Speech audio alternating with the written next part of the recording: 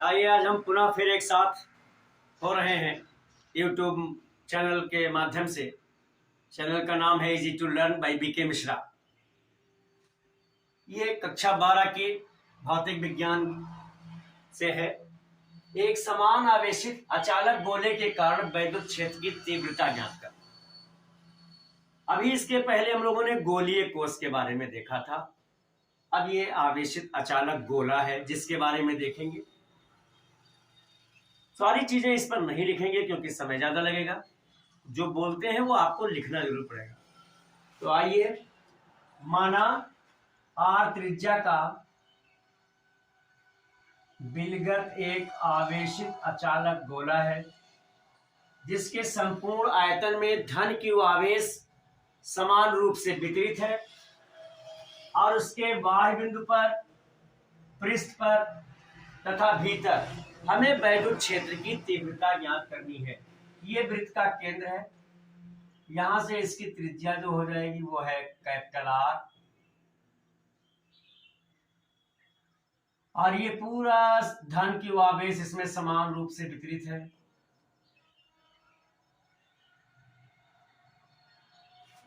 अब हम बाह्य बिंदु पर इसके देखेंगे, बाह्य बिंदु पर इसकी तीव्रता देखेंगे।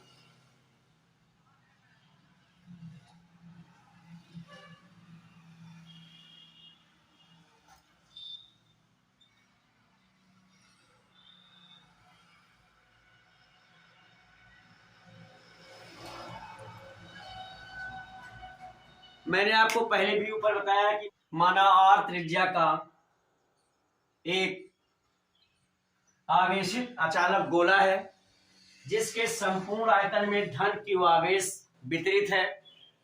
अब इसके बाह्य बिंदु पर, मतलब इस गोले से बाह्य बिंदु पर, पृष्ठ पर और इसके भीतर हमें वैद्युत क्षेत्र की तीव्रता ज्ञात करनी है। ये आपके एग्जाम में पूछा जा सकता है।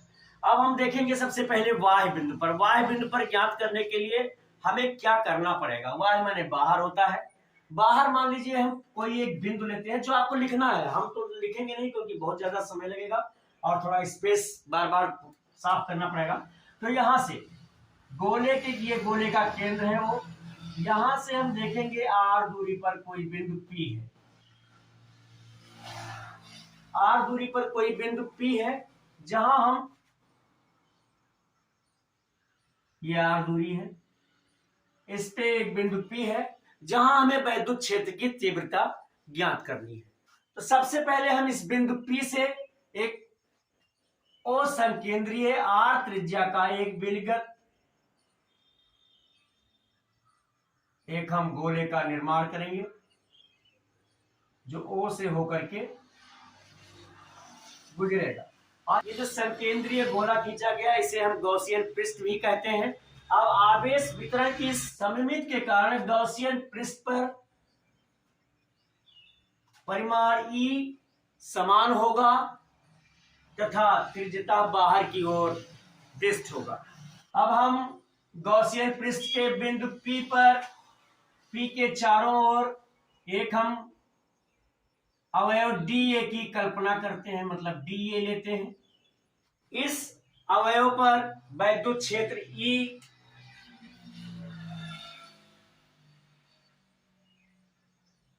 तथा DA, ये दोनों त्रिज्यता बाहर की ओर दृष्ट है तथा दोनों के बीच जो कोण है वो शून्य है। दोनों एक ही ओर दृष्ट है इसलिए दोनों के बीच कोण शून्य होगा। तो इतना जो भी कुछ बोला गया वो आपको लिखना पड़ेगा कि गॉसियन पृष्ठ पर बिंदु P पर एक हम क्षेत्रफल अवयव DA की कल्पना करते हैं तथा इसमें अवयव DA और क्षेत्र वैद्युत क्षेत्र E, त्रिज्यता दोनों बाहर की ओर दृष्ट है, दोनों के बीच कोण शून्य है। अब क्षेत्रफल अवयव DA से होकर जाने वाला, अब क्षेत्रफल अवयव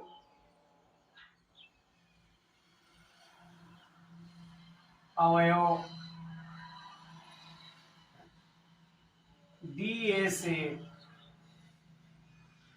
होकर जाने वाला वैद्युत फ्लक्स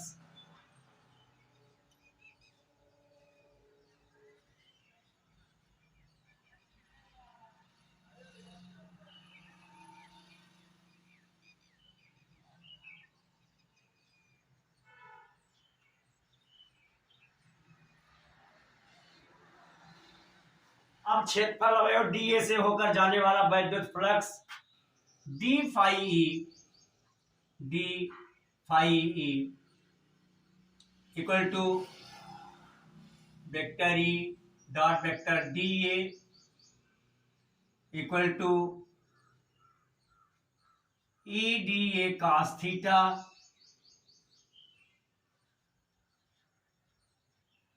तो कास थीटा मतलब सॉरी कास 0 अंश ई डी ए कास 0 अंश और हम जानते हैं कास 0 अंश का मान 1 होता है इसलिए ये हो जाएगा ई डी ए ये क्षेत्रफल अवयव डी ए से होकर जाने वाले वैद्युत फ्लक्स का मान आया।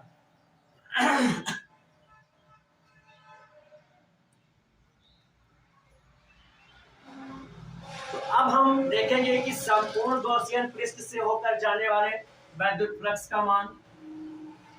अतः संपूर्ण गॉसियन पृष्ठ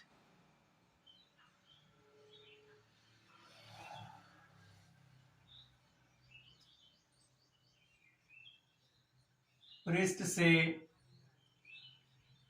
होकर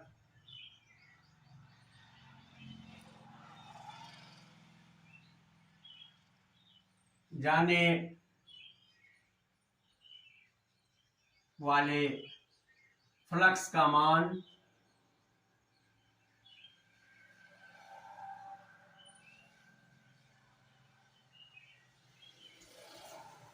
अभी ये जो मेरा डी ए था ये छोटा था, ऐसे हम कई टुकड़ों को एक साथ ले लेते ये पूरे पृष्ठ का निर्माण हो जाएगा। इसलिए हम इसे ये भी लिख सकते हैं कि phi E equal to sigma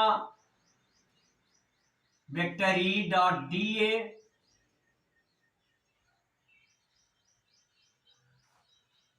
या हम ये भी लिख सकते हैं equal to sigma E d ए। चूंकि ई जो परिमाण है वो प्रत्येक जगह हमारा समान है इसलिए हम इसे इस तरह से भी लिख सकेंगे ई सिग्मा डी ए। चूंकि sigma d A equal to होगा 4 पाई आर स्क्वायर, पूरा सिग्मा डी इक्वल टू होगा 4 पाई आर स्क्वायर, इसलिए यहां हम लिखेंगे क्योंकि ये संपूर्ण पृष्ठ की बात है तो पूरे का क्षेत्रफल जो होगा वो क्या है इक्वल टू हम सिग्मा डी ए की जगह लिखेंगे 4 पाई आर स्क्वायर, तो ये हो जाएगा ई 4 पाई आर स्क्वायर। इस तरह से संपूर्ण फ्लक्स का मान phi equal to E 4 pi r square. परंतु गॉस की प्रमेय के अनुसार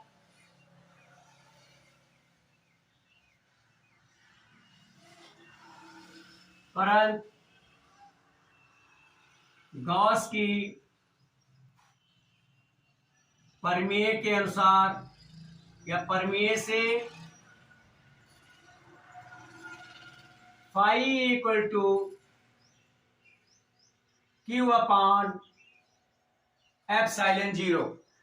गॉस की प्रमेय से हमारा phi equal to q upon epsilon 0 होता है, जहां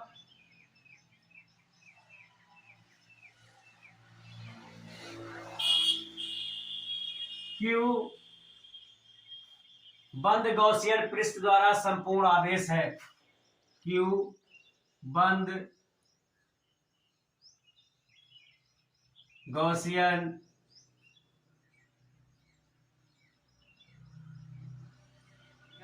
पृष्ठ द्वारा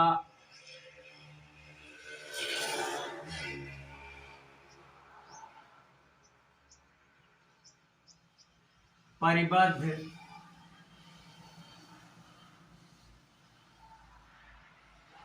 संपूर्ण आवेश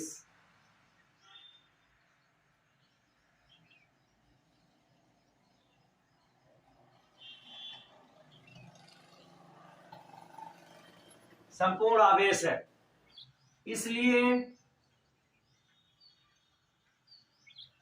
ये दोनों फाई ई के मान हैं, इसलिए e 4 pi r square equal to q upon epsilon 0, या ई इक्वल टू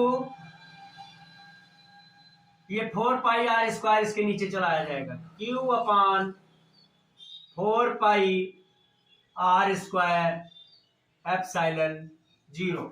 इसे हम इस तरह से भी लिख सकते हैं कि E इक्वल टू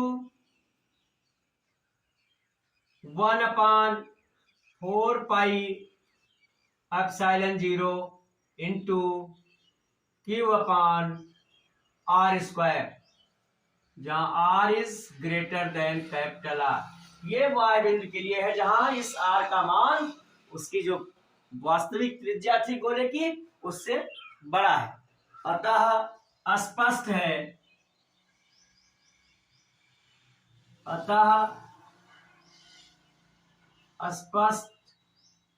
है, एक समान रूप से आवेशित गोला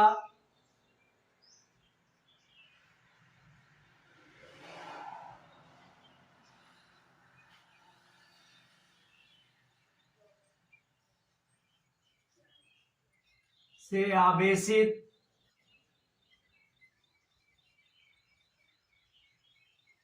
गोला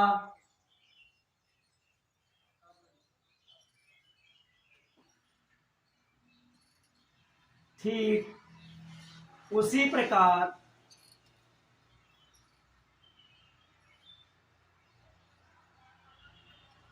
व्यवहार करता है, उसी प्रकार व्यवहार करता है जैसे संपूर्ण आवेश इसके पृष्ठ, जैसे संपूर्ण आवेश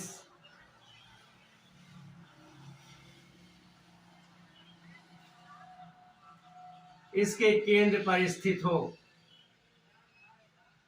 इसके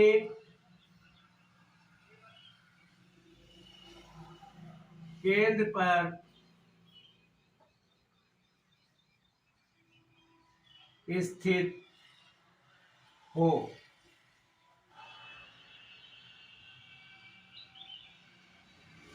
क्योंकि गोला अचालक है,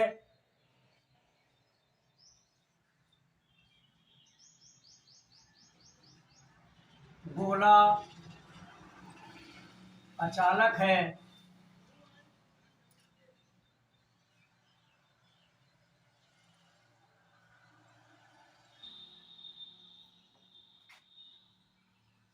अतः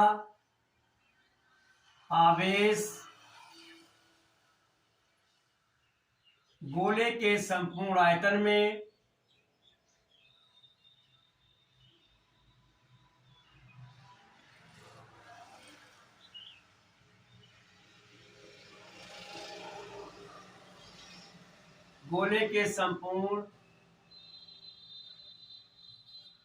में वितरित है।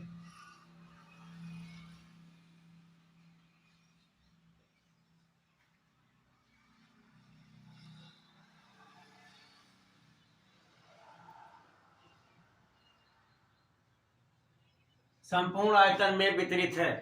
यदि आवेश का पृष्ठ घनत्व रो हो,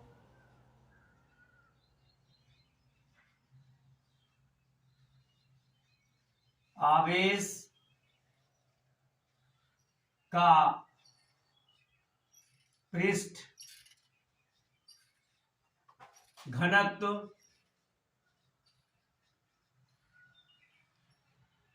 रो है,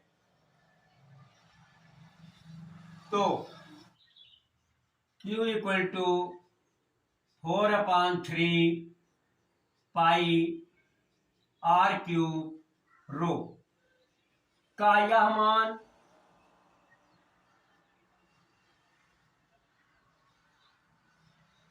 समीकरण 1 में रखने पर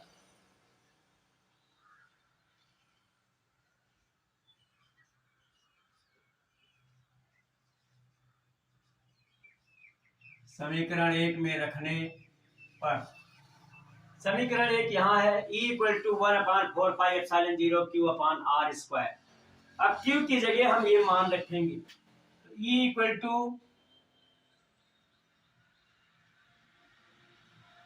1/4πε0 इंटू Q की जगह लिखेंगे 4/3πr³ रो, और इसका बटे हो जाएगा r²।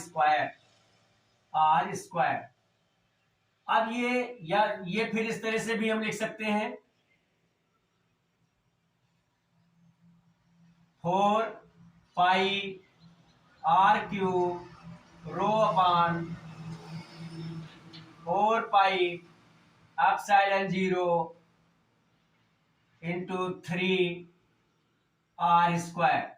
अब ये 4π यहां कट जाएगा, तब ये आएगा E =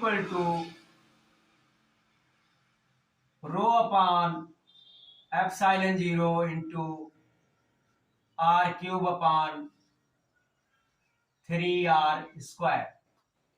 ये दूसरा समीकरण। समीकरण 1 और 2 अचालक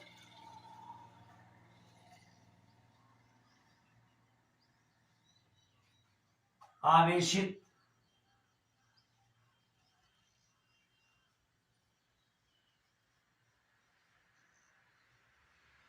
गोले के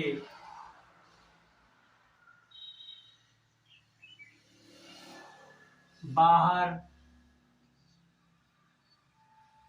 वैद्युत क्षेत्र की तीव्रता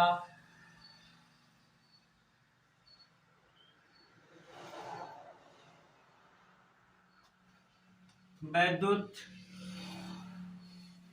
क्षेत्र की तीव्रता निकालने